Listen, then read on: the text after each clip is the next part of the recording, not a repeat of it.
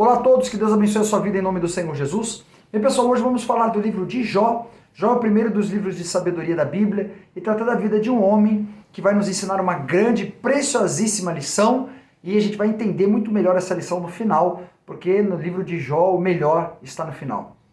Bem, se trata da vida de uma pessoa que viveu no período patriarcal. Nós entendemos isso porque Jó ele era um sacerdote familiar, ele oferecia sacrifícios pela sua família. Nós não vemos no livro de Jó nem a lei de Moisés, nem o termo Israel. Então isso nos mostra que ele viveu no período lá de Abraão, Isaac e Israel. Quem escreveu o livro foi Moisés.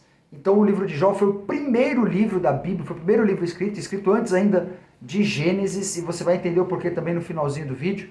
E trata-se da história desse homem que também é referido não somente no livro de Jó, mas também pelo próprio Deus através do profeta Ezequiel, no capítulo 14, versículo 14 e 20, onde Deus usa Jó como uma referência de servo fiel.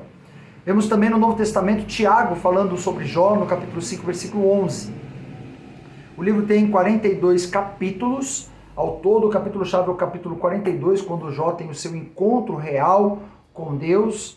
A mensagem do livro é que o servo de Deus, o verdadeiro servo, serve a Deus não pelo que ele lhe oferece, mas pelo que ele é. Nós não amamos a Deus pelo que ele nos dá, nós amamos a Deus pelo que ele é. E essa é a mensagem central do livro.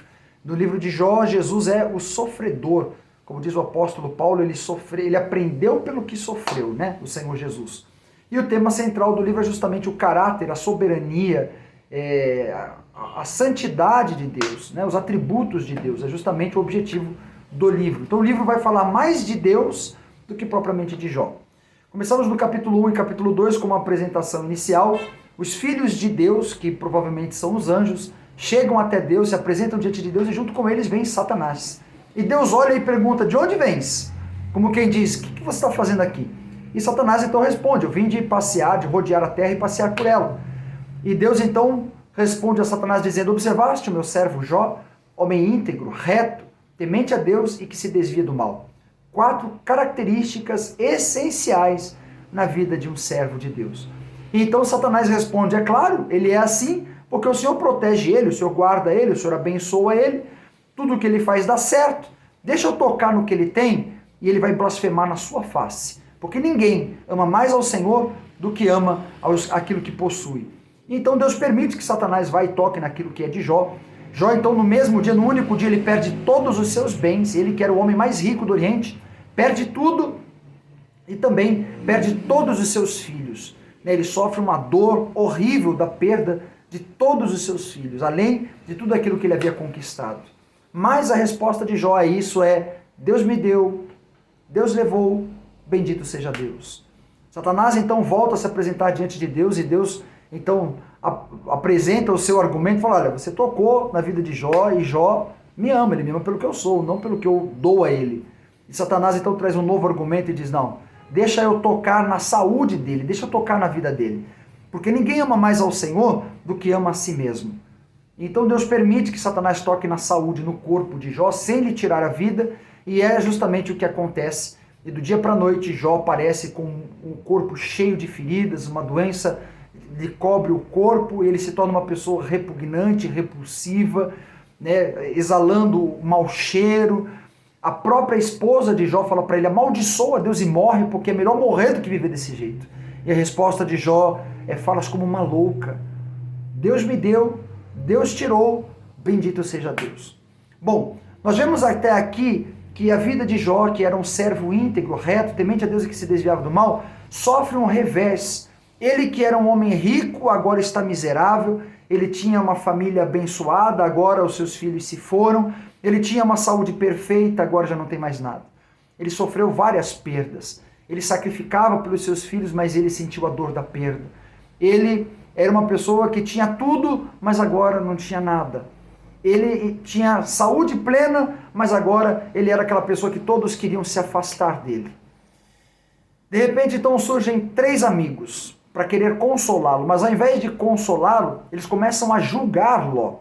Esses 3 amigos, cada um deles vem com uma argumentação diferente. Depois aparece um 4º amigo e a argumentação desses amigos é de que Jó está sofrendo porque ele fez alguma coisa errada. Jó, você está sofrendo porque você pecou, você roubou, você adulterou, você quis se beneficiar do pobre, do órfão e da viúva.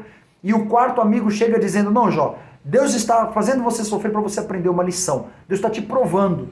E o que é que nós vemos nessas argumentações desses amigos? Justamente a sabedoria do mundo. O mundo diz que conhece a Deus e usa os seus argumentos para apresentar um Deus punitivo, um Deus julgador, um Deus que não é o Deus da Bíblia. E é exatamente aí que Deus então se revela para Jó. Jó se questiona, e quando Deus se revela para Jó, depois de 34 porquês de Jó, Deus traz então 70 argumentos da sua grandeza, da sua soberania, da sua santidade.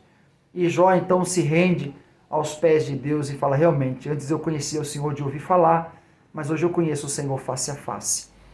Deus então repreende esses amigos de Jó, porque eles apresentaram um Deus que não é o Deus da Bíblia, e Deus os repreende, mas Jó intercede por esses amigos, Jó clama a Deus por esses amigos, e Deus então abençoa a Jó, e tudo aquilo que ele havia perdido ele ganha em dobro.